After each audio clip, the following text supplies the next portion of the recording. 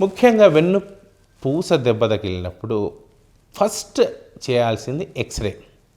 ఎక్కడైతే మనకు ఫ్రాక్చర్ ఉందని అనుకుంటున్నామో ఆ యొక్క భాగాన్ని ముందు నుంచి ఒక ఎక్స్రే, పక్క నుంచి ఒక ఎక్స్రే చేస్తారు. అంటే anterior posterior view, lateral view.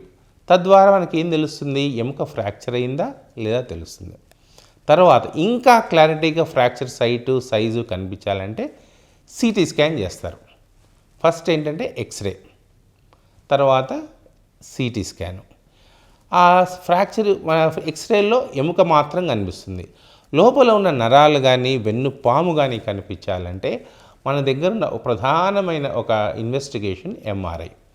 MRI చేయడం ద్వారా లోపల ఉన్న నరాలు, వెన్ను పాములోంచి వచ్చే నరాలు ఎలా ఉన్నాయి, సేఫ్గా ఉన్నాయా, లోపల ఏమన్నా దాన్ని తగులుతున్నాయా అనేది నిర్ధారించే ఒక పరీక్ష ఎంఆర్ఐ. సో 3 ప్రధానంగా మనం చేయాల్సింది. ఒకటేమో X ray, MRI and CT scan.